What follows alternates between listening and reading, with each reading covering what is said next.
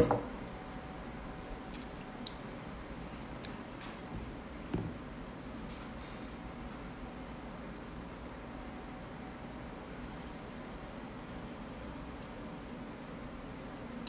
selamat malam teman-teman. Sekarang saya yang jadi hostnya buat sesi berikutnya sama psikolog favorit saya.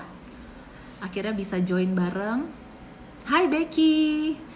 Aku tulis dulu judul hari ini. Dimulai dari mindset. Layakkah aku memiliki relasi cinta yang sehat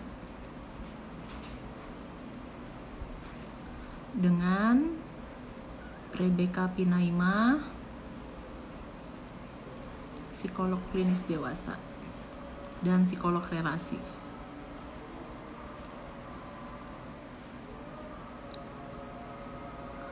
Gue gak ada klien back hari ini, jadi energi juga masih banyak.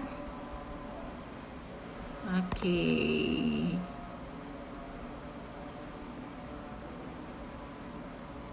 Kita pin dan kita undang Becky.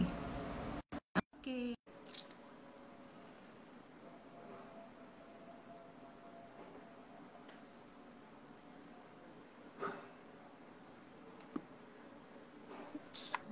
Hai. Halo. Hai, kangen sekali ya Bek. Sudah lama tidak Yoi, bertemu. ampun. Bener banget. Cek sound dulu. Ini jelas nggak ya? Jelas banget. Jelas banget. Oke, sip. Iya. Wah, tadi gue nyimak loh yang lo sejam sama Amal semua. Karena nyambung-nyambung juga nih ternyata. Agak sedikit-sedikit. In this week, guys. Yoi. Iya, terima kasih buat teman-teman. Hai Kenny, I miss you too. Nah, Kenny. saya sama Becky ini teman kuliah. Becky angkatan 2007, saya angkatan 2008. Dan ternyata waktu SD, SMP, bahkan dari TK, enggak ya, TK Becky nggak di Indonesia, Deng. Enggak. Becky di Kanada. Jadi dari SD, SMP, Becky ini kakak kelas saya. Cuman nggak nyadar, baru kenalnya banget waktu di psikologi, terus ikut organisasi bareng, kepengurusan organisasi bareng, dan sampai sekarang Becky jadi psikolog klinis dewasa, dan spesifik di area relasi, saya jadi psikolog klinis anak dan remaja. Dan sesi ngobrol kayak gini sih sebenarnya buat kita kayak lepas temu kangen juga ya, Beck ya? Betul banget. Jadi temu kangen berfaedah supaya teman-teman juga bisa mendapatkan manfaat dari sesi ini. Nah, buat teman-teman yang belum kenal Becky, mungkin Becky boleh memperkenalkan diri. Oke. Aktivitasnya apa dan gimana? Silahkan. Oke, thank you Anas intronya dan atas semangatnya gitu. Jadi saat ini aku lagi jadi psikolog klinis dewasa di Pion Clinician. Itu sebuah klinik. Kemudian juga adalah founders dari Cinta Setara, komunitas yang ngomongin relationship, percintaan, premarital, terus juga Hello Aramsa yang adalah matchmaking program, tapi masih digodok ya. Gitu. Tapi kami udah mulai dengan ada kelas-kelas online juga seputar relationship. Jadi sebenarnya intinya sih relationship banget sih hidup gue. Gitu. Iya. Dan kalau dulu-dulu dianggap relationship tuh nggak penting, there is a science about relationship, dan penting sekali kita memproses dan memahami relasi yang sehat, karena we don't woke up like this ya. Kita nggak relasi itu pakai effort. Nah, buat aku sendiri, karena aku sebenarnya psikolog anak dan remaja, makanya aku undang teman-teman aku yang psikolog dewasa buat sharing, sekaligus teman-teman bisa lebih paham, oh dunia psikologi itu luas banget, spesifik banget bidangnya, dan bisa mendengar langsung dari ahlinya, dan yang sehari-hari praktek menangani kasus-kasus relationship. Dan aku sendiri sebagai psikolog anak punya kepentingan politis nih, Beb. Karena, apa tuh? Karena untuk membantu kesehatan mental emosi anak-anak, orang tua itu harus look on sama relasi mereka dulu sebagai pasangan. Iya banget. Dan kalau orang tua zaman now ini kepengennya belajar parenting, dan aku sangat apresiasi, sangat niat baik mereka belajar parenting, jangan salah. Parenting itu seperti belajar kalkulus tingkat SMA. Basicnya adalah relationship sama pasangan yang sama-sama orang dewasa, kita pilih untuk menjadi pasangan hidup kita, yang harusnya bisa kita ajak ngomong dua arah. Lah, kalau sama pasangan aja masih tetot ngomongnya, bagaimana memahami obrolan sama anak kecil yang sukanya nangis, sukanya mukul-mukul, yang ngomongnya nggak jelas. Nah, jadi kita belajar basicnya dulu, teman-teman. Jadi saya sangat butuh bantuan teman-teman psikolog dewasa untuk terus membantu mengedukasi tentang relationship, karena nggak mungkin bisa punya anak yang sehat mental kalau relasi sama orang tua sebagai pasangan itu nggak baik. Dan bahkan kalau besok saya akan ngobrol sama Mbak Maureen dari Single Mom Indonesia. Jadi bahkan kalau teman-teman menjadi single parent, ada caranya untuk kita membantu kesehatan mental anak, tapi ya dimulai dari relasi kita dengan diri kita sendiri. Jadi kalau dari Becky sendiri nih, dari pengalaman praktek selama ini, apa sih isu-isu relationship yang kelihatan ada polanya ya, Beck ya? Yap. Nah, tadi nyambung banget ya soal parenting itu sebenarnya tahap setelah marriage gitu ya. Jadi makanya kalau persiapan tuh ada persiapan nikah dulu, baru persiapan parenting. Idealnya gitu ya. Nah, kalau di relasi pas praktek sih jadinya gini sih, Nas, yang memang banyak ditemui itu nggak terlalu jauh dari misalnya isu atau masalah keluarga yang udah dialami oleh klien-klien aku. Jadi misalnya yang memang lumayan sering terjadi itu isunya misalnya gini, di dalam hubungan punya orang tua yang sulit. Misalkan kayak tadi ya yang kamu bahas sama Amal, I have issues with parents gitu. Terus ketika cari pacar itu tuh sebenarnya ada tujuannya tuh kayak oke, supaya aku nggak mengalami keluarga seperti ini, maka aku harus cari pacar yang kayak gini. Terus pas udah pacaran kan nggak semua ekspektasi terpenuhi ya. Jadi kayak kok kamu lagi-lagi ya aku udah nggak happy di rumah, kenapa dengan kamu pun aku tidak happy gitu. Asik. Jadi seperti ya ini ngomongnya based on pengalaman sendiri juga gitu ya. Karena kan pasti belajar gitu. Kadang kita tuh nggak sadar kita expect a lot dari pasangan kita karena kita berangkat dari sesuatu yang kita sendiri mungkin tidak punya power. Kalau di keluarga seperti yang tadi udah Anas dan Amal bilang juga, kadang rasanya tuh susah untuk memulai menavigasi ini aku sama orang tua aja mungkin terasa tidak setara ya, karena orang tua tuh selalu ngeliat kita anak-anak. Nah, ketika punya partner yang sepadan gitu ya, pengennya kan kayak aku bisa nih diskusi sama pasangan aku maunya apa, dia maunya apa, yuk kita cari win-win. Nah, sayangnya si win-win itu nggak segampang itu, kayak gitu. Jadi akhirnya ketika nggak happy sama hubungan pasangannya, ketika itu berjalan terus-terusan tapi nggak berani putus gitu ya, ujung-ujungnya apa, yaudah deh aku emang pantes nggak happy gitu. So I kind of see that a lot. Dan aku juga pernah sih mikir kayak gitu juga, gara-gara ya kadang gitu ya rasanya ketika kita lagi overwhelm tuh kayak tertekan sama hubungan pacarannya, kita jadi gampang masuk ke pikiran-pikiran negatif yang nanti arahnya bisa ke abuse terus toxic, tapi itu kayak wah jalurnya bisa panjang banget tuh. Nah, jadi kurang lebih gitu sih gitu. Oke. Jadi ini apa namanya, ada perasaan bahwa ya ini udah kok nggak sesuai ekspektasi ya pengennya. Nah, ini teman-teman, kenapa aku concern banget sama empowering women, karena kita di Indonesia dengan kekasan kita budaya patriarki di mana sering dianggap perempuan adalah keset dan laki-laki itu lebih unggul.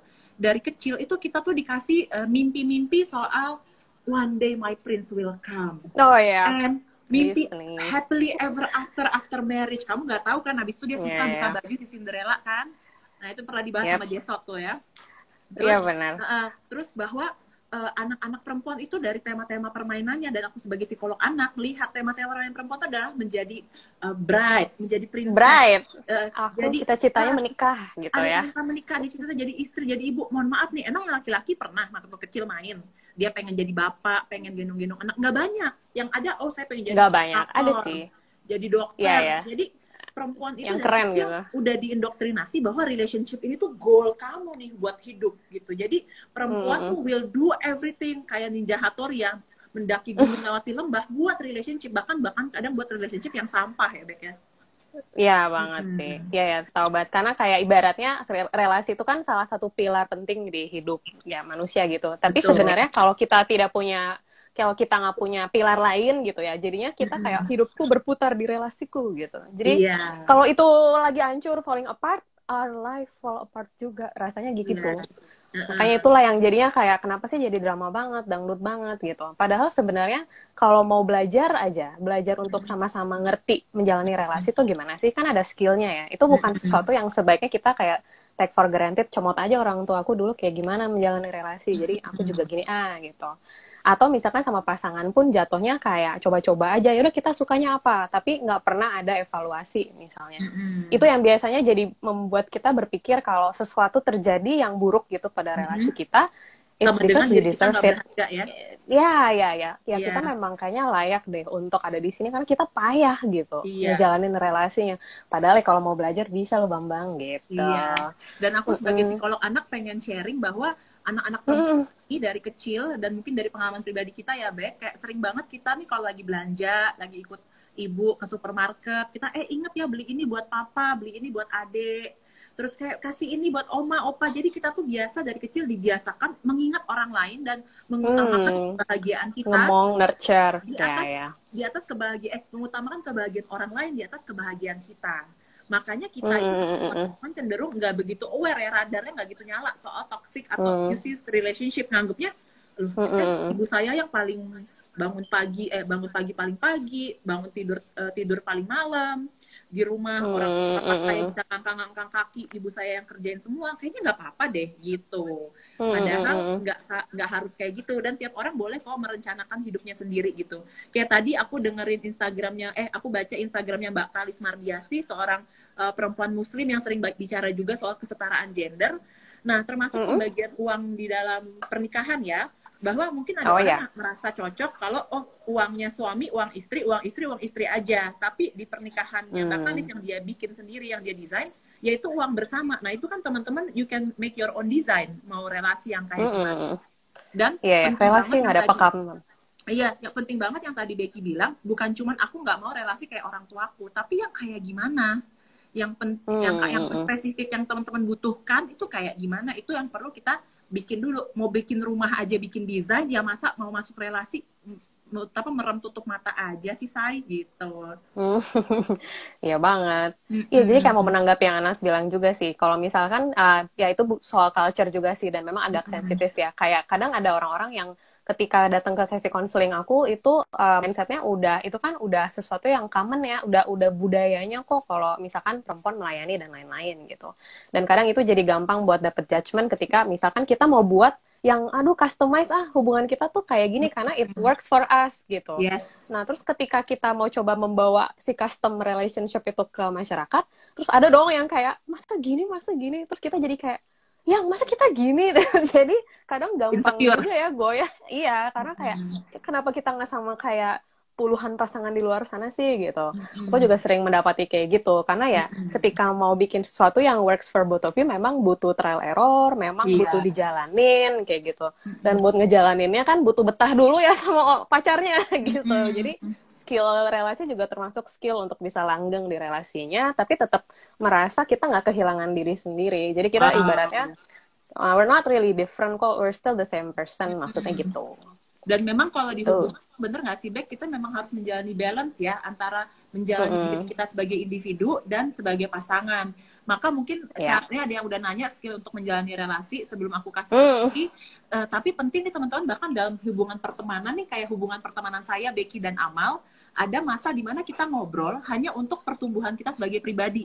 Kita nggak ngomongin pasangan, kita nggak ngomongin klien, bener-bener buat diri kita. Nah, jadi kalau teman-teman, dan nanti aku akan bahas self in relation ya, perempuan itu punya mendefinisikan diri dalam relasi, sehingga perempuan itu sangat terpengaruh sama relationship gitu, lebih mudah absorbing, baik misalnya kalau kita punya teman kerja yang nggak enak, maupun apalagi relasi, sehingga penting nih kita membuat boundaries atau membuat aturan main di dalam relasi-relasi kita. Misalnya, kalau kita ketemu jangan cuma ngomongin anak dong, jangan cuma ngomongin suami kita, tapi omongin kita sendiri sebagai pribadi itu gimana ya, gitu. Nah, itu banget. Terkait sama yang tadi Becky bilang, ada yang nanya, jadi skill untuk jalani relasi apa aja ya Kak Becky? Oke. Ini dicicil ya, jadi kalau skill buat menjalani relasi sebenarnya adalah, ini basic banget, skill mengetahui kita sendiri tuh orangnya seperti apa, ternyata itu part of the skill gitu loh. Karena kan kita kan pengen kenal pasangan kita nih, tapi kalau kita nggak punya modal dengan mengenal diri kita dengan sangat baik, nanti pas kita kenal pasangan kita, terus dia udah nyampein yang dia mau, kita nggak tahu lagi yang kita mau apa. Nah, itu juga bisa jadi berantem tuh. Karena kalau aku sendiri percaya ya, sebuah relasi itu pada dasarnya berangkat dari dua orang yang sebenarnya udah cukup utuh, sama-sama utuh lah ya. Terus mereka mau bareng karena mereka udah bisa, ibaratnya nih, udah cukup bisa memahami diri dan mengelola diri, terus mereka punya energi lebih untuk aku juga mau perhatikan kamu, juga mau jadi partner kamu, support kamu gitu. Karena kita jadi ya tadi Anas udah bilang agak multitasking sebenarnya. Dan sebenarnya ada satu hal yang menarik juga sih, dan ini terkait skill. Ada yang bilang masa sih kita tuh udah siap pacaran kalau kita sendiri masih ibaratnya masih koyak gitu ya, ibaratnya belum beres nih isu-isu pribadi. Pantes nggak sih aku pacaran? Apa aku harus beresin dulu diri aku semuanya, baru aku ya udah coba cari pacar gitu. Dan Nah, waktu itu definisi pernah beres ngobrol. juga abstrak ya, Bek. Oh ya, benar, beres tuh sejauh mana beres gitu. Tapi setelah ini didiskusikan dalam suatu case conference sama teman-teman psikolog yang juga megang relationship, salah satu seniorku juga ngomong kalau dan aku setuju ya, bahwa sebenarnya itu bisa jadi hubungan yang timbal balik kok gitu. Kalau memang pasangannya juga berkenan. Jadi let's say I have issues, aku mau beresin isu ini, mau temenin nggak gitu. And then pasangannya tuh kayak, ya udah, I'm willing untuk menemani kamu. Biarpun sebenarnya yang sebaiknya ngerjain PR tetap orang yang punya isu gitu ya. Jadi bukan kayak, aduh isu gue beresin dong gitu, terus dilempar. Iya, benar. Tapi itu bukannya kayak selama aku punya isu aku nggak boleh pacaran dulu, nggak juga. Iya, gitu. Bisa ongoing. Yang penting memang bisa banget. Kenapa kita bahas hari ini dimulai dari mindset. Karena sebelum kita ngomongin skill, ada mindset yang harus teman-teman pahami dulu di kepala. Karena kalau teman-teman nggak paham, ini kayak kita jalanin mobil bisa salah nih. Mobilnya Ferrari, kita jalan kayak Avanza. Relasinya harusnya begini, kita menganggap ini tempat WWE Smackdown ya gitu ya. Waduh. Jadi pertama mindset tadi yang Becky bilang, yang aku rangkum ya Bek. Pertama mindset bahwa kita itu berhak mendesain hubungan relasi yang kita pengen dalam relasi. Bukan cuma bukan cuma figurnya loh teman-teman. Oh, saya pengen laki-laki PH, rajin menabung, sopan, bukan itu. Tapi relasi saya dan itu yang kayak gimana gitu. Itu yang kita bangun dulu untuk kita tulis gitu, kita desain. Bayangin deh bikin rumah aja pakai desain, gimana hubungan gak didesain sih gitu ya. Satu. Yang kedua adalah belajar kenal diri kita sendiri dulu dengan banyak hal. Dan yang ketiga adalah mindset mencari pasangan untuk bertumbuh bersama. Bukan hanya bertambah bersama, tapi bertumbuh bersama. Dan penting kita punya healthy boundaries atau clarifying relationship di mana tidak menjadikan pasangan itu sebagai terapis. Kalau aku tuh kesepian, harusnya pasangan aku yang nemenin aku. Oh, bukan begitu sayang. Kalau kamu selalu merasa dan kesepian, kamu pergi ke psikolog. Pasangan itu hanya bisa kita kasih highlight, aku tadi abis memproses ini loh sama psikolog aku. Dia nggak punya skill buat menemani dan aku tuh dulu trauma sama orang tua aku gini-gini. Ya dia paling cuma kayak minimal respon yang kayak, oh ya kamu hidup kan sekarang ya gitu. Nggak ada skill buat membantu kita. Iya. Nah, berarti kan dari tadi sebenarnya ada satu skill lagi yang obviously ya, tapi kita butuh komunikasi ya. Dan keterampilan komunikasi itu beda kayak kalau yang settingannya untuk pasangan gitu. Kadang kita belajar ya teori komunikasi pada umumnya, tapi kalau sama pasangan itu kayaknya yang biasanya akan sangat sukses, dan ini berlaku untuk semua relationship yang kategorinya kita deket gitu ya. Humanity lah ya, adalah empati. Komunikasi yang empatik gitu. Karena sebenarnya kalau hubungan yang sehat itu kan mindsetnya adalah kita satu tim, aku dan kamu. Misalkan ada masalah versus masalah gitu. Tapi biasanya tuh kayak aku dan kamu bisa jadi berantem, and then kayak ya udah deh gue lo, terus kayak aku versus kamu. Itu juga jadi kayak gampang kebawa ke situ kalau kita lagi tidak dalam kondisi yang optimal. Dan biasanya kalau udah ngerasa kita lawan pasangan itu, komunikasi kita yang tadinya biasanya bisa baik-baik aja terus jadi agresif, jadi ngegas, jadi hostile gitu kan. Dan itu yang biasanya mulai membuat kita merasa masuk lagi ke loop yang tadi itu kan, aku nggak berhak ya, aku nggak berharga ya untuk diajak ngomong baik-baik, ngomong sama aku harus ngegas banget ya gitu, kayak gitu. Itu sih terkait komunikasi. Jadi paradoksnya seperti yang disampaikan kolega kita juga yang sudah lama kita tidak bertemu ya, Fatiani Pramesti ini, Kak Fati bilang setuju sekali. Aku setuju banget, salah satu resep menjalani fondasi relasi yang kuat itu adalah kita harus punya banyak waktu untuk kontemplasi sama diri sendiri. Kita itu siapa, posisi kita mana, maunya apa. Kayak teman-teman aku suka bilang, kalau kita mau beli makanan di food court, pilihan begitu banyak. Kita bilang terserah kamu deh, menurut Ngana kan dikasih makanan yang disukai. Kan enggak. Tapi oh ya datang ke food court, oh saya sukanya itu ayam. Oke, lebih spesifik ya. Saya pengennya ayamnya di sate, kan beda sama ayam KFC. Nah, makin kita bisa spesifik relasi kayak apa yang kita pengenin, makin kita menemukannya dan mendapatkannya. Iya banget. Jadi selain kita bisa mengkomunikasikan kebutuhan yang tadi udah kita tahu ya, kondisi kita udah tahu, kita mau menyampaikan itu, kemampuan berempatinya tuh untuk bisa sebaliknya memahami kalau kalau aku ada di sepatunya pasangan aku ya, gimana sih rasanya jadi dia gitu, dan gimana sih rasanya dia menghadapi aku. Itu penting banget. Karena ya gitu ya. ironis yang satu lagi yang sering banget terjadi gitu. Kita kan biasanya sama pacar tuh kayak masa awal-awal ya, kita tuh paling menjaga, paling baik, paling sweet sama dia gitu. Tapi karena lama-lama kita ngerasa dia comfort zone, kita abis itu jadi sosok yang paling monster itu juga sama dia juga gitu. Akhirnya kayak ya udah deh, kamu kan yang paling ngerti aku, paling tahu aku kayak gimana. Makan nih, terus kayak semua kebiasaan buruk. Ya udah kamu terima aku kan gitu. Iya, Something menerima that's apa not adanya going bukan well. berarti kita Nggak gitu. nggak menjadikan pasangan kita sebagai manusia sih. Tadi tuh aku sama Becky Enggak. udah sempat teleponan ya sebelum membahas sesi Yoi. bahwa justru kalau hubungannya udah lama, kita harus sadar bahwa relationship is a work effort gitu. It's a work in progress. It needs an effort. Ongoing. Nanti kalau punya anak juga tiap hari sama anak ini tiap tahun bertambah usia, itu kita tiap hari selalu melakukan lagi bagaimana menjalin relasi. Kayak film 50 First Date si Drew Barrymore yang tiap hari dia lupa ingat. Itu persis kayak gitu tiap hari pacaran lagi ya. Nggak ada rumah aja mesti kita lap debunya tiap hari. Masa hubungan bisa baik-baik aja kalau kita nggak rawat dan kita nggak usahain gitu ya. Ada 2 pertanyaan menarik nih Beh. Oke, pertama, Kak, kenapa ya kalau cewek udah tahu pasangannya kasar fisik ataupun verbal tapi masih bertahan aja dengan alasan cinta? Waduh, ini tuh kalau mau ngomongin soal abusive relationship itu kayak butuh 1-2 webinar sendiri deh, karena ya asalnya memang dari Instagram Live ini maksudnya. Asalnya kenapa ya? Karena dari mindset gitu. Mindset bahwa mungkin ada mindset yang keliru gitu. Mungkin awalnya tuh dari kebiasaan yang kecil-kecil disakitin kayak ya udahlah gitu. So I still love him atau her gitu. Terus hubungan ini masih ada baiknya gitu. What I see in my client sih gitu ya. Jadi ujung-ujungnya kita jadi toleran. Dan Ana sempat bilang pas kita teleponan ya, threshold kita gitu, itu juga jadi beradaptasi seiring dengan besarnya muatan kekerasan yang kita terima gitu. Dan akhirnya kalau udah sekian lama menjalani hubungan itu, apa kata-kata pamungkasnya? Masa udah bertahun-tahun sama dia dibuang begitu aja sih gitu. Karena disakitin doang gitu. Dan itu benar-benar di titik itu ada jadi menyadari di titik itu kita jadi menyadari seberapa sayang kita sama diri kita sendiri.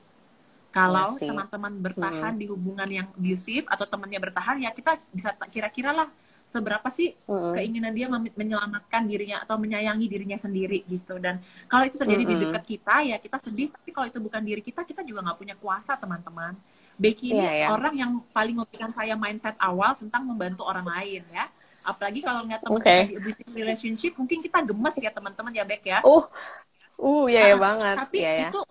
Tapi kalau lihat teman kita di dalam abusive relationship, yang menurut kita abusive, menurut dia ini tai ayam kayak coklat ya, itu seperti dia itu ada dalam rumah yang kebakaran, yang udah kena asap, bau, nggak enak, tapi dia nyaman di situ, nyaman menderita, dan kemungkinan dulu relasi orang tuanya juga abusive, karena itu yang dia tahu. Seperti anak Afrika, taunya air itu warnanya hitam ya, karena dia tiap hari lihatnya airnya hitam. Oh, relasi itu saya digebukin atau saya dikatain kasar kayak gitu ya. Nah, sehingga buat kita adalah membantu kesadarannya dia. Kamu sadar nggak sih kamu ditinggal di tempat yang banyak apinya? Sadar nggak sih kamu tiap kali bangun pagi itu sesak napas? Sadar nggak sih kamu setakut itu kalau baca chat dari pasangan kamu? Sadar nggak sih kamu harus melapor mulut tiap jam? Nah, kesadaran ini kita tanyain ke dia. Sampai satu hari dia bilang, kayaknya ini nggak enak. Atau kita kasih dia pengalaman. Ada loh hubungan lain yang kamu bangun pagi dengan rasa damai di hati. Ada loh hubungan yang kamu rasa aman secara emosi untuk being vulnerable dan being strong at the same time. Ada loh hubungan yang bantu kamu menjadi orang yang lebih baik lagi dari setahun kamu yang lalu. Sekarang kamu jadi lebih baik karena hubungan ini. Jadi dia punya opsi, ada ya hubungan kayak gitu. Bukannya kayak orang tua saya contohin atau kata lingkungan saya.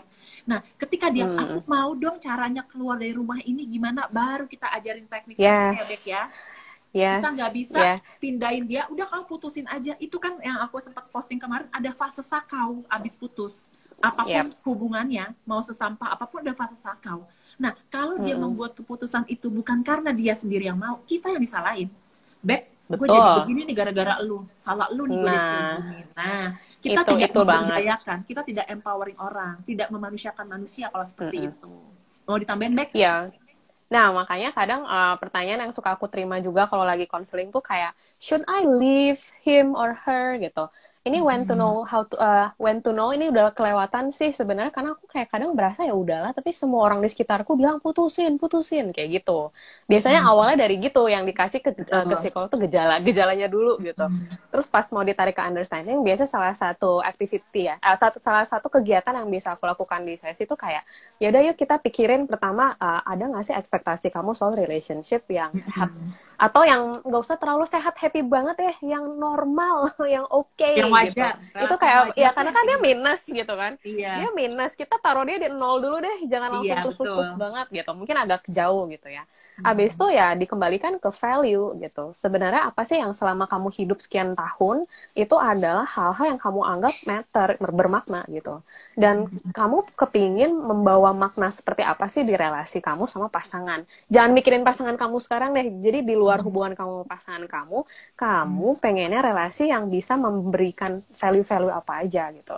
Nah gitu, jadi mulanya tuh kita buat standarnya dulu, dengan siapapun kita berpasangan, I'm not gonna lose this value gitu. Iya. Jadi bukan kebalik, kayak kita pacaran dulu, baru kita sur value-nya, ayo dah karena aku pacaran sama si A, value-nya A, B, C, putus, nanti ganti pacar, kayak oke, value-nya ganti, sekarang D, E, F, kayak gitu. Nggak kayak gitu sih, better kita udah punya dulu, value-nya berdasarkan tadi pemahaman, aku taunya aku mau ini, aku tahu ini works buat aku tahu ini sehat gitu. And then you try to find someone yang, atau nggak harus try to find, kayak moga-moga pas beririsan sama seseorang gitu saat interaksi, orang ini punya similar value sama kita gitu. Dan mungkin nggak bisa ngarep 100% value-nya cocok. Cuman, ini salah satu hal yang penting banget ya, kalau misalkan lagi buat, oke, susun kriteria pacar gitu. Ada kegiatan kayak gitu di sesi konseling, susun kriteria pacar. Itu ada bedanya antara mana yang memang kita mau, sama mana yang jadi boundaries, kayaknya aku mau tulis deh hal-hal yang, kalau ini terjadi, itu berarti I cannot accept it. Tapi bikinnya pas pikiran tuh, secara pikiran tuh masih sehat. Sebaiknya, jadi ini kayak langkah antisipasi ya, ini skill juga nih. Mendingan sebelum kita ada di dalam hubungan yang terlalu intens, sebelum kita masuk ke relasi itu, kita udah put boundaries, aku akan menjalani hubungan ini dengan berharap kita bisa membangun value ini. Dan yang akan menjadi batasan bahwa menurut aku hubungan ini udah nggak bisa dilanjutkan adalah ketika melanggar ini. Jadi you already put it in front gitu. Pas dijalani itu pas masih lovey-dovey, masih PDKT-nya dikasih tahu gitu. Ada nggak sih hal-hal yang kamu tuh nggak betah dan bahkan kamu sangat tidak terima kalau ini terjadi pada kamu. Nah itu saling ditukar ya, maksudnya apa yang sama pasangannya tuh nggak disukai, apa yang sama dia tidak disukai. Jadi you know that we won't cross the line ya gitu, karena kita tahu bahwa itu sama-sama akan sangat painful dan menyakiti kita. Atau misalnya kayak contoh konkret. Pokoknya aku tidak terima kalau salah satu dari kita melakukan physical abuse. Aku mungkin akan sangat terluka kalau itu adalah mental atau verbal abuse. Tapi once it's physical, kayaknya aku akan consider untuk putus sama kamu deh. Mau selama apapun pacaran, mau sayang apa sama kamu. Tapi kita udah bahas di awal bahwa it's not my value dan aku sangat tidak bisa ada di hubungan dengan kekerasan fisik. Contoh kayak gitu. Iya. Nah, tapi kalau udah terlanjur, tapi itu aku tambahin dikit, Bek. Tapi itu teman-teman bisa ngomong kayak gitu, harus punya mindset saya ini berharga, teman-teman. Iya. Berapa banyak dari kita di Indonesia perempuan-perempuan yang merasa keberhargaan saya kalau saya punya pasangan, kalau saya nggak punya pasangan, remah-remah keras rengginang. Nah, mindset pertama adalah saya manusia berharga dengan atau tanpa pasangan, teman-teman. Sehingga teman-teman akan memilih kesehatan mental diri sendiri apapun yang terjadi sama pasangan gitu.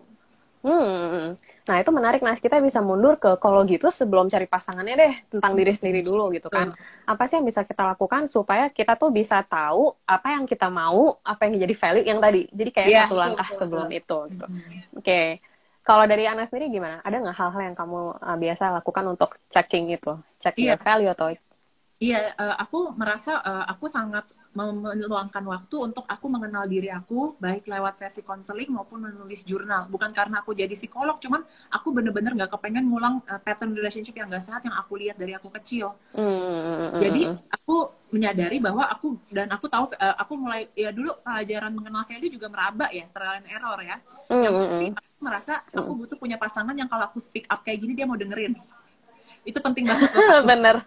Jadi aku butuh pasangan yang mau dengerin aku, apapun yang aku ceritain dia mau dengerin. Yang kedua, aku sangat mempercayai prinsip kesetaraan bahwa kita sama-sama manusia. Jadi nggak ada aku ngikutin dia, tapi kita nggak diskusi. Jadi selalu diskusi gitu. Aku juga pengen punya pasangan yang sangat mendukung aktualisasi diri aku sebagai manusia. Kebetulan aku lahir di tubuh perempuan, tapi aku manusia. Jadi aku mau ngelakuin apapun itu boleh. Dan kita saling mengkomunikasikan. Dan kami sama-sama, aku perlu pasangan yang percaya bahwa mimpi itu penting. Mimpi terhadap hidup kita. Dan itu aku bikin dulu gitu. Terus juga adalah tadi mau bertumbuh. Mungkin dulu aku sebelum kenal psikologi ya, aku dapat vibe tentang bertumbuh ini dari gereja, Bek. Maksudnya di gereja itu sering kasih nuansa bahwa manusia itu penting bertumbuh. Cuman dulu tuh nggak ngerti konkretnya apa. Nah, ketika tahu psikologi, aku dapat konkretnya apa. Jadi tadi mengevaluasi hubungan itu kita lakuin. Dulu tuh masa-masa awal tuh kayak kaku banget. Seminggu sekali cuy, mengevaluasi hubungan. Terus pasangan sampai kayak, Mas ini perlu dilakuin ya. Terus kayak ini apa yang mau dievaluasi kalau cuma seminggu. Dan dulunya awalnya aku ngelakuin itu karena out of my insecurity. Saking nggak mau hubungan ini tuh salah langkah. Tapi kan energinya jadi nggak enak ya. Karena dari insecurity dan rasa takut. Makin aku slow, makin aku tenang. Dan itu diproses lewat sesi konseling, malah makin bisa evaluasi dengan nyaman. Dan sekarang itu jadi part of our habit sih. Dan sekarang jadi ritual couple ya. Jadi punya measurement yang sama bahwa oh ya kalau seminggu ini kita belum ada obrolan yang intens, kita bisa sama-sama saling inisiatif. Dan itu nggak terjadi tiba-tiba teman-teman dalam hubungan yang hampir 12 tahun ini. I work on myself. Truly aku bisa bilang hubungan ini bisa makin enak karena I work on myself. I take my part, I take my own responsibility to work on myself. Iya, setuju. Sebagai salah satu pemerhati hubungan Anas, karena kita teman dari lama banget gitu ya. I know that Anas tuh lewatin up and down banget untuk bisa ngerasa enak di hubungan sendiri tuh emang mulai dari kita dulu deh. Baru kita kalau ada energi, kita bisa udah lumayan oke sama diri kita. Ya udah kita lanjut, next step-nya adalah dinamika aku dan pasangan aku gitu. Nah, tapi ini mau menambah yang Anas bilang. Kadang tuh ada yang kayak, aku tuh sebenarnya bingung value aku apa. Nah, lo gitu kan. Mulainya dari mana gitu. Biasanya di dalam sesi konseling semua klien rata-rata aku minta buat PR timeline namanya. Jadi kayak ayo buat tema hidup kamu dari 0 sampai umur kamu sekarang, kejadian-kejadian apa yang signifikan di hidup kamu dan kamu ingat sekali itu bisa menjadi life changing atau itu adalah hal yang ternyata berdampak sekali sampai sekarang ke kamu. Nah, terus cari deh titik-titik tertinggi ataupun yang terendah gitu. Biasanya itu akan bicara banyak soal kebutuhan terdalam. Kalau di bahasa ini kayak underlying needs. Jadi needs kebutuhan kita yang sebenarnya kayak mungkin kita lapis-lapisin karena kita merasa vulnerable atau insecure atau gengsi buat ngasih tahu aku butuhnya ini gitu. Makanya suka nggak sih dengar ada orang yang misalnya yang dikejar prestasi. Ketika dia cari prestasi sebenarnya ini mirip ya sama yang tadi Anas bilang di live sebelumnya. Di balik prestasi itu butuhnya afeksi ternyata. Jadi berarti underlying needs-nya adalah si afeksi tadi. Nah, untuk bisa melihat itu, lihat aja momen-momen yang kamu sendiri merasa kamu bahagia di situ, kamu paling merasa secure di situ, kamu merasa sehat di situ physically, mentally. Itu pas kejadian apa aja sih yang lagi terjadi? Dan di saat kejadian itu terjadi, kamu terima apa dari siapa dan kayak gimana? Nah, itu kadang bisa jadi salah satu tolak ukur kita. Secara nggak sadar, kita bangun ekspektasi dari situ. Karena aku pernah ngerasain itu dan aku pengen ngerasa itu lagi. Jadi kalau aku nggak ngerasa aman, nggak ngerasa happy, nggak ngerasa sehat gitu ya aku merasa aku jauh dari apa yang sebenarnya penting buat value aku gitu, atau jauh dari hal-hal yang sebenarnya aku cari di hidup ini. Tapi ujung-ujungnya mengarahkan pada makna hidup lagi gitu. Apakah pasangan kita sebenarnya ngerti bahwa itu yang kita butuh, atau jangan-jangan dia mau hal yang berbeda banget sama yang aku mau kayak gitu. Itu juga bisa jadi pembahasan nanti. Iya. Itu sih. Nah, ini ada 2 pertanyaan menarik. Bek, tadi ngelanjutin dulu agak ke depan ya, yang kalau dia udah di dalam hubungan berpasangan, yang pasangan ini udah pernah memaki kita bahkan depan orang tua, what to do tuh, Bek? Ini benar-benar sekonkret-konkretnya ya. Pertama, menenangkan diri dulu gitu ya. Jadi kan mungkin perasaannya banyak gitu ya kalau bisa menerima. Setelah menerima itu kita harus proses sendiri gitu ya, take your time. Apa sih yang kita pikirkan, rasakan, dan apa yang terpikir kita mau lakukan gitu. Sebelum kita beneran ngelakukan apa yang mau kita lakukan, kita coba cek sebenarnya kita berpikir seperti ini sesuatu yang masuk akal atau enggak gitu. Karena kadang perasaan-perasaan kita yang sangat negatif itu berasal dari pikiran-pikiran yang mungkin nggak terlalu rasional atau logis kayak gitu. Jadi sebelum kita terlanjur blaming semua orang gitu ya, atau pasangan ini gitu. Kemudian setelah kita udah merasa paham bahwa misalnya gitu ya, dia tuh memaki, misalkan ini tuh ada hubungannya sama mungkin perkataan aku, tindakan aku. Tapi kan intensi aku buruk ya. Dan ini salah satu hal yang aku pernah belajari juga, itu adalah ada bedanya antara intensi sama dampak gitu. Jadi kadang kalau sama pasangan tuh kita menunjukkan sesuatu yang negatif, dampak yang dirasakan pasangan tuh buruk. Padahal di balik dampak itu intensi kita tuh bukan mau nyakitin dia. Nah, makanya jadinya penting iMessage di sini. Ketika nanti dikomunikasikan kayak I'm hurt gitu kan, aku sakit nih kalau kamu ketika kamu bicara seperti itu I'm hurt gitu. Kenapa ya kamu ngomong kayak gitu? Itu adalah upaya untuk bertanya intensinya apa sih gitu. Bener-bener. Karena dampaknya, jadi you tell dampaknya ini, tapi sebenarnya aku nggak mau percaya bahwa dampaknya itu buat nyakitin aku. Jadi ini adalah usaha aku untuk memahami di balik tindakan kamu. Mungkin kamu sedang mengalami sesuatu, nah can you tell me gitu. Itu butuh latihan banget untuk bisa ngomong sesantai itu, dan ketika akhirnya berani untuk nanya ke pasangan itu, kita bukan kayak kenapa kamu gituin aku, nggak gitu, tapi kita bisa kayak tarik nafas, cari waktu, dan pastikan kita lagi sama-sama cukup baik, pasangan kita cukup baik, jadi dua-duanya ready nih buat ngomongin hal yang sulit. Makanya kasih agak kayak woro-woro di awal, kayaknya aku mau bahas hal ini dua hari lagi deh, misalnya dibentaknya hari Senin, terus kayak aduh aku kayak butuh waktu deh untuk memproses apa yang barusan terjadi, can we talk about this 2 days gitu, setelah 2 hari atau mungkin di akhir minggu setelah kita udah nggak kerja gitu. Itu salah satu tips yang sangat bisa dilakukan sih. Gitu. Dan kalau habis ini teman-teman tertarik buat sesi konseling sama Becky, cus langsung DM Becky ya. Nah, ada pertanyaan juga nih, bagaimana mengetahui pasangan kita itu adalah yang pantas dan worth it untuk kita pertahankan dan pedulikan? Ini kayak pertanyaan sejuta umat ya, Becky ya. Tahu worthy atau tidaknya gitu ya. Nah, sebenarnya tadi kalau kita udah tadi ya sempat aku bilang kalau sebenarnya baik sekali kalau kita sudah punya a set of values dengan siapapun kita udah tahu kita mencari apa di dalam hubungan itu. Nah, salah satu caranya adalah mengecek sebenarnya value itu masih bisa dilakukan atau tidak sih bersama di dalam hubungan tersebut. Sebenarnya despite konflik berduanya, sosok pasangan kamu sebagai seorang pribadi juga sebetulnya masih punya value-value itu tidak gitu. Kemudian setelah itu misalkan jawabannya adalah nggak kelihatan tuh value itu belakangan ini, maka harus dicek apakah ada situasi atau konteks yang kiranya membuat perilaku itu muncul, karena bisa jadi itu bukan hal yang permanen, bisa aja situasional. Cuman kalau kita lagi bete, hal yang terjadi situasional kita anggap kayak ini selamanya dia akan kayak gini, kayak gitu ya. Tapi kita juga harus peka untuk lihat ketika kayaknya dulu dia nggak begitu, sekarang dia kayak gitu terus. Nah, berarti kan ada serangkaian perilaku yang menetap. Nah, kalau menetapnya udah keterlaluan, di sini pentingnya boundaries. Kita harus punya deadline, gitu. Misalkan kita udah coba omongin gitu ya. Terus ternyata dari segi deadline, kita sendiri sadar bahwa aku ternyata masih bisa sanggup sih. Cuma aku nggak mau ini berlarut-larut. Jadi kalau bisa ini beres isu ini dalam, let's say ya, 2 bulan. Dalam 2 bulan aku akan mengerahkan energi aku, pikiran aku, kebersediaan aku untuk duduk bareng dia dan mencoba melakukan berbagai cara untuk mempertahankan atau mengatasi masalah itu. Nah, kira-kira dia bersedia nggak ya untuk diajak kerjasama? Karena it takes two to tango. Butuh 2 orang buat menjalani relasi. Jangan sampai akhirnya kamu doang nih yang ngedayung. Iya, capek kayak gitu ya. Nah, udah gitu, kalau ternyata kamu udah address masalahnya, udah disampaikan, kamu udah menyampaikan juga dengan solusi gitu ya, kayak udah nawarin solusi, kamu udah tetapin deadline, udah melewati deadline, bahkan itu masih berlangsung, dan ketika ditanya, kamu bersedia nggak sih sebenarnya untuk membereskan hal ini, secara tindakan tidak ada tanda-tanda, kayaknya itu udah mulai masuk persiapan putus deh, kalau menurut aku ya. Karena you have done so many things gitu loh sebenarnya kan, untuk mencoba membenahi itu gitu.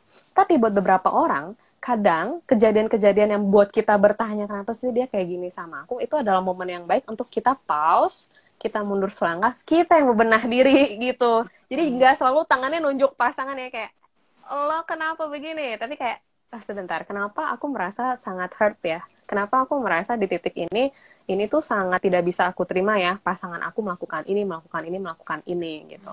Dan sebaiknya memang kalau udah sangat berat ke psikolog aja, karena kalau kamu survei ke 10 teman kamu yang beda-beda, mungkin jawabannya tuh nggak akan memuaskan kamu, karena you are so different with your friends. Bisa aja yang kamu alami buat mereka keterlaluan, tapi buat temen yang lain masih bisa ditoleransi, ngerti kan? Jadi kayak Mending ya tadi ya, tailor made banget, kamu datang ke psikolog, you share your own issues and concern, kamu kasih tau value kamu ini, situasinya seperti ini tuh sebenarnya masih bisa di work on it nggak ya?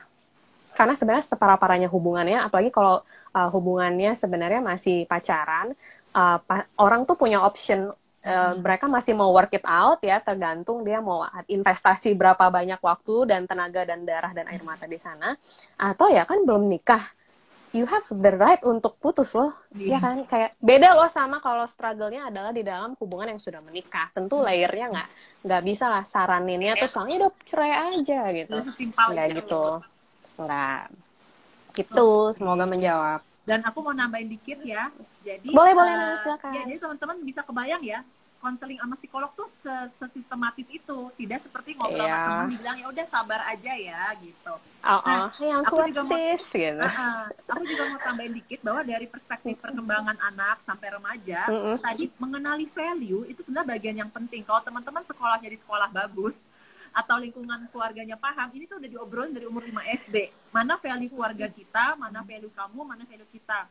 Nah, tapi kalau itu nggak dapat, please work on yourself, dan jangan sampai kita nih udah umurnya KTP-nya dewasa, tapi kita masih pakai value orang tua. Misalnya ditanya, kamu mau pasangan kayak gimana? Oh, kata ibu saya, bagusnya pasangan tuh yang kerjanya di bank.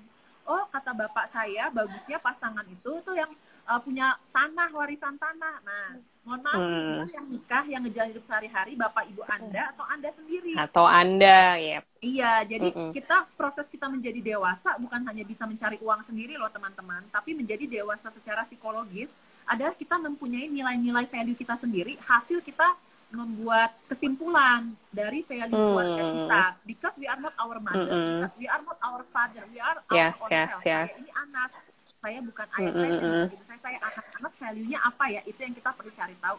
Kita kristalisasi dulu. Ada istilahnya tuh Nas enmeshment ya. Kalau di dalam family therapy itu kayak sesuatu yang terlalu dekat, terlalu lekat sampai individualitas itu hilang. Nah, itu kalau kita lagi mengalami itu, mending kita jangan mulai kucuk-kucuk benerin relasi kita mundur ke, aduh family issues aku, kenapa ya masih nempel di aku, padahal aku nggak gitu orangnya gitu. Itu dulu sih tahap pertamanya. Demikian. Nah, terus ada pertanyaan lagi, Bek. Ini mirip-mirip ya. Oke. Gimana dari Mbak Novena Paramita, gimana kalau habit pasangan ketika marah suka bentak dan berkata kasar, lalu silent treatment sampai bulanan, bahkan ketika udah coba membangun komunikasi tetap silent treatment. Aduh, kasihan sekali ya, pasti nggak mudah ini situasinya ya. Gimana, Bek? Oke. Sebenarnya tadi itu langkah-langkahnya bisa diaplikasikan yang tadi aku sempat mention bahwa sebelum kita mau mengutak-ngatik permasalahan pasangan, kita harus kenal dulu standpoint kita ada di mana. Kita terima nggak ya adanya silent treatment di hubungan ini? Kamu tuh tipe yang terima silent treatmentnya berapa lama gitu? Misalnya yang masuk dalam toleransi kamu, kan ada orang yang kayak sehari diem-dieman aja nggak betah. Ada yang bisa 2 minggu nggak kontak pasangannya kayak it's fine gitu. Nah, kamu ada di mana standpoint kamu terkait hal-hal yang aku tidak mau diperlakukan seperti ini, aku mau diperlakukan seperti ini. Carilah titik yang range-nya di sini ya gitu. Setelah tahap itu approach ke pasangannya itu mindsetnya bukan gue mau benerin lo gitu, karena kalau kita mindsetnya kayak gitu kita capek, tapi kita ibaratnya kita datang bawa baskom gede gitu. Kamu orangnya seperti apa, tumpahin aja di sini, I just want to understand gitu. Jadi kalau mindsetnya mau memahami aja, kita nggak akan memaksakan untuk mendapat konsensus saat itu juga, tapi kita akan kayak seberbeda-berbedanya isi pikiran kamu sekarang terhadap relasi ini, aku mau ngerti kenapa buat kamu memaki itu nggak apa-apa, ngediemin aku itu nggak apa-apa gitu. Pertimbangannya apa sih gitu. Itu yang sebenarnya mau dicari. Nah, setelah ternyata dikumpulkan, jangan-jangan nih buat beberapa pasangan yang aku handle sih, mereka bahkan butuh another time ya, length of time untuk menerima bahwa pasanganku kayak gitu ya ternyata. Gila ya, gue gak nyangka kalau dia kayak gitu. Nah, itu kan butuh waktu untuk accepting dan segala macam. Setelah itu baru another standpoint. Kamu mau gak menerima itu? Karena nggak bisa tuh kita kayak, aku mau nerima itu karena aku percaya dia akan berubah. Nggak gitu ya. Tapi kita mau terima itu dan kita akan siap untuk menerima itu terus-terusan sampai dia sadar kalau, gue nggak mau kayak gini lagi. Nah, bersedia nggak? Jadi itu kembali pada willingness kita, kemauan kita untuk stand up for ourselves. Kita bersiap untuk, oke, kalau ternyata ini tidak baik, kayaknya aku better tidak ada di relasi seperti ini deh. Iya. Kayak gitu ya. Jadi kayak itu sih yang bisa dilakukan. Ya, dan teman-teman, saya sebagai psikolog anak mau kasih pesan sponsor, kalau set skill ini ke pasangan aja masih susah, please jangan punya anak dulu deh. Ribet banget. Kita harus ngurusin suami kita, ngurus relasi kita, setuju. anak yang otaknya itu maunya nangis dan pengen sekarang. Jadi gimana kita benar. Jadi please beresin dari buku tentang persiapan pernikahan yang aku baca, bahkan disarankan tuh setahun setelah menikah baru punya anak, karena kita harus adjust lagi. Yang kita adaptasi sebagai suami istri ya. Hari ini yang kita omongin itu hanya relasi sebelum menikah. Kalau udah menikah ini beda lagi, lebih susah ya. Beda lagi, benar banget. Yoi.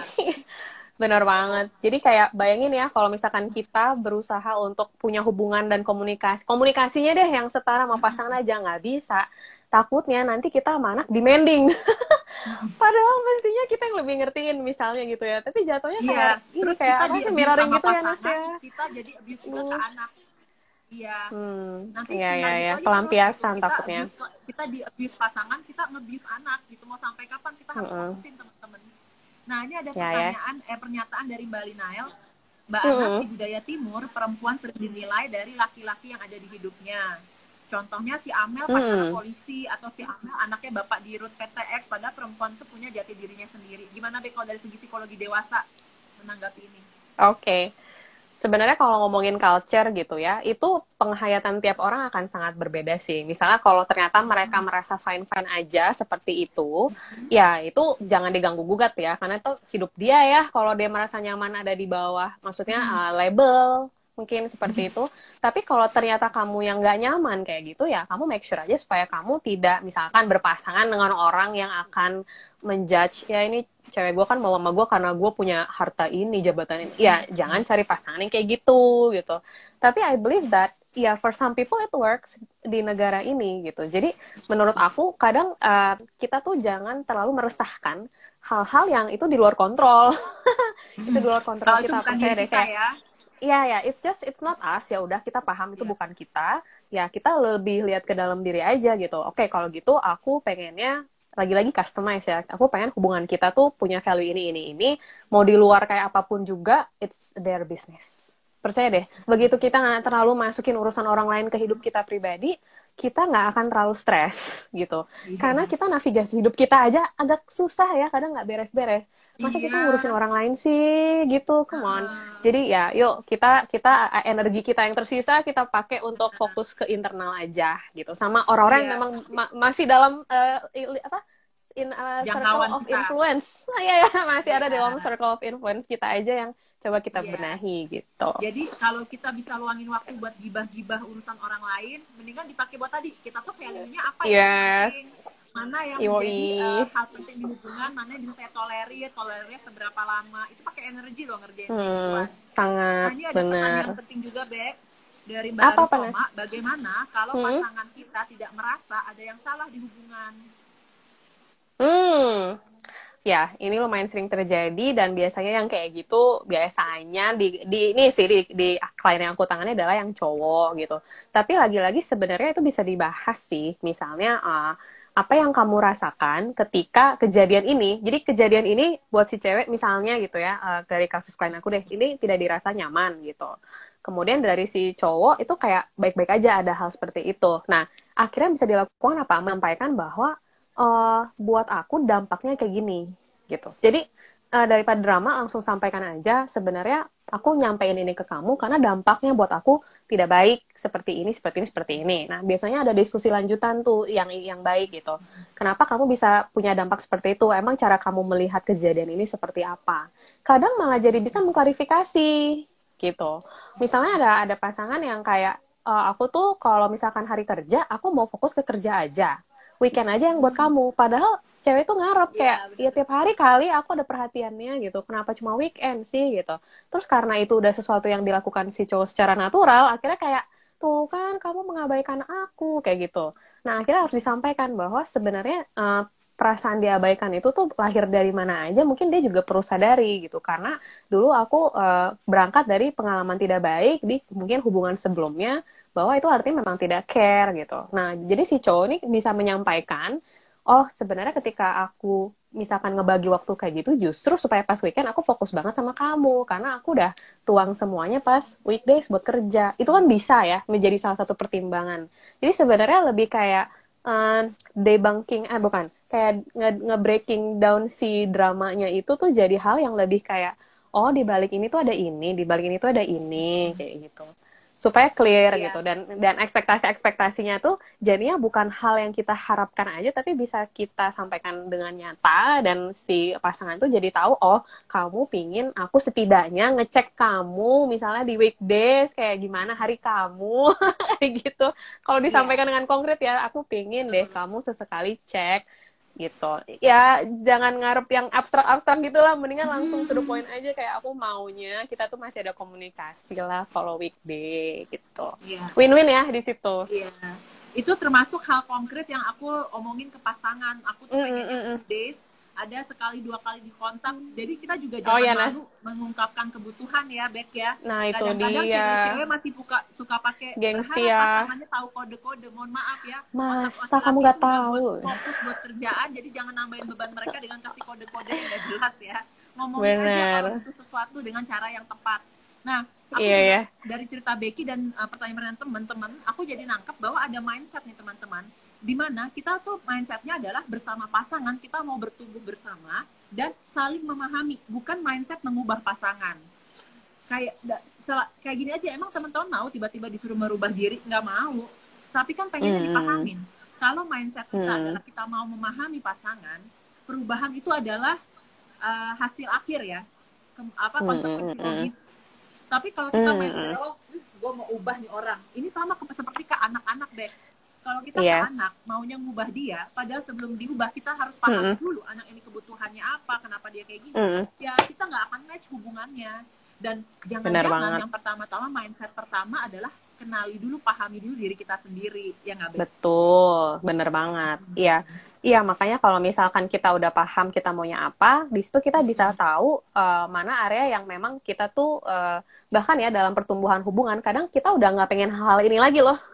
Jadi setelah kita udah nggak pengen hal-hal ini, kita pengen lanjut ke hal yang lain, itu juga harus dikomunikasiin gitu. Itu bukan hal yang kayak take for granted, pasangan pasti ngerti aku lah, kita udah berapa lama bareng kayak gitu. Dan abis itu mindsetnya tuh jadi growing ya, karena jadinya kita tuh ternyata bisa jadi orang yang lebih baik setiap saat. Nah, kebayang nggak sih kalau ada 2 orang yang sama-sama kayak terus menjadi lebih baik, berarti kan kualitas hubungannya juga akan jadi lebih baik gitu. Makanya nggak stagnan, makanya nggak gampang bosan rasanya, karena there's always something new to explore from this couple, ibaratnya kayak gitu.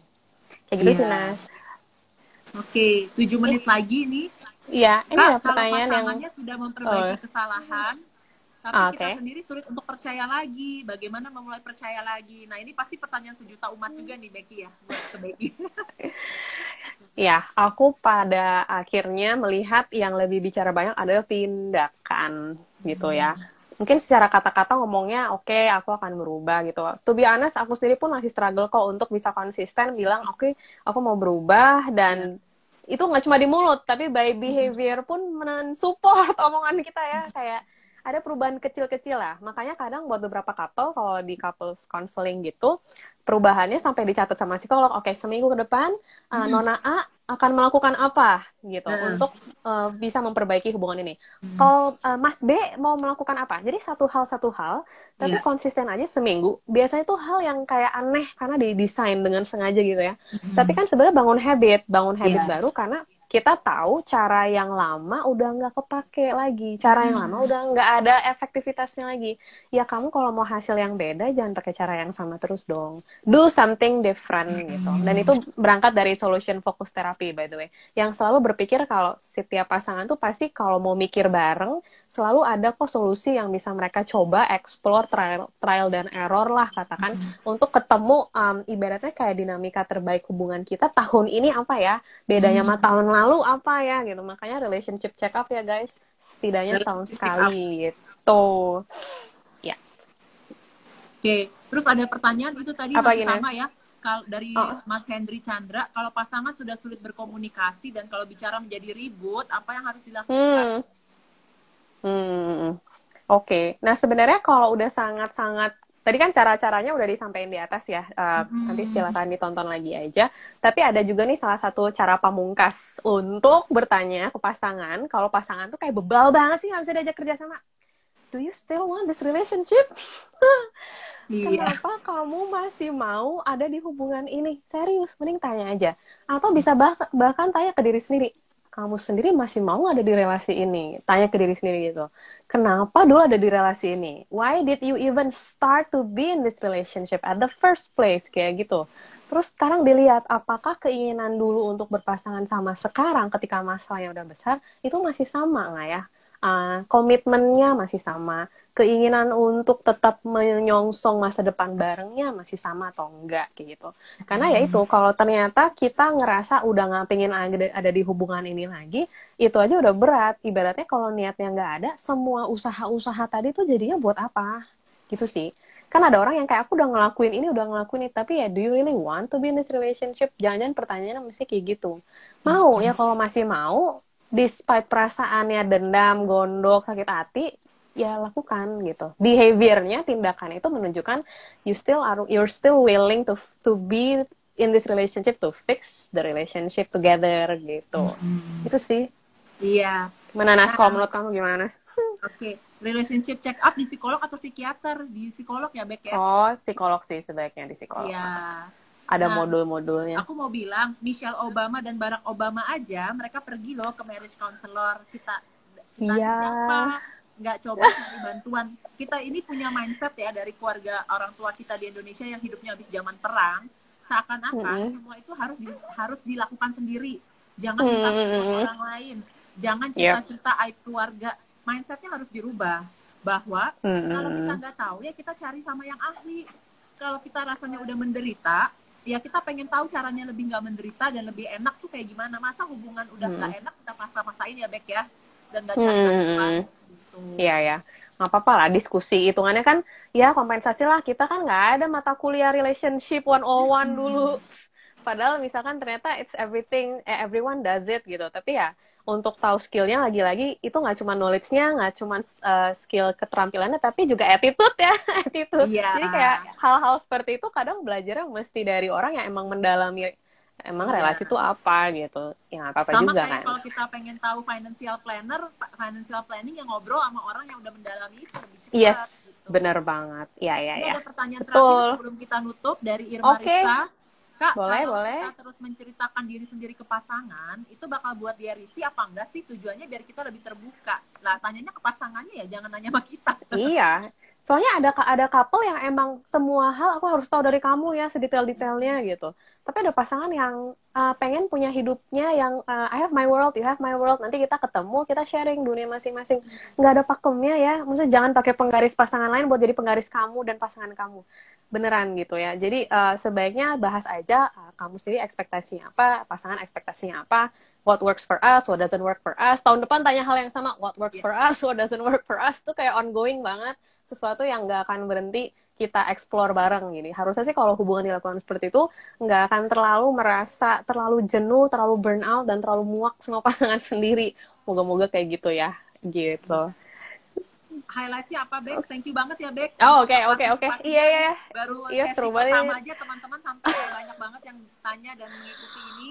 Apa message terakhir Becky tentang topik kita hari ini, dimulai dari mindset, layakah aku memiliki relasi cinta yang sehat?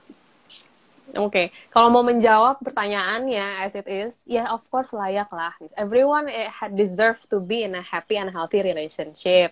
Kadang pertanyaannya hanyalah, kamu benar-benar mau enggak? Lagi-lagi ya, intensi kamu adalah, do you want to feel happy? Do you want to feel safe? Kalau memang mau, ya mulailah effortnya untuk dari diri sendiri. Karena yang aku temukan, semua hal yang kita bahas di atas tadi, itu nggak akan jalan kalau kamu menolak ketidaknyamanan. Males ya harus approach pasangan duluan. Kok aku nggak pengen ya jadi orang yang menginisiasi pembicaraan ini, yang maksudnya itu kan tidak nyaman ya. Tapi kan you want something different, so it's really important. Kita mau sesuatu ya kita mau effortnya ke sana. Dan ya lagi-lagi kita selalu punya orang lain, nggak harus kayak menjalani ini memang berdua dengan pasangan kamu, tapi there's so many resource di luar sana. Jangan ngerasa aku nggak berdaya, ya pasti kamu bisa mencari resource di luar sini gitu. Gitu sih. Ada yang mau ditambahin Anas nggak? Udah, itu aja mencakup semua. Thank you so much teman-teman, dan semoga kalau teman-teman suka kita bisa bikin sesi yang berikutnya ya, Bek. Yes. Ya, Thanks so much. Dadah.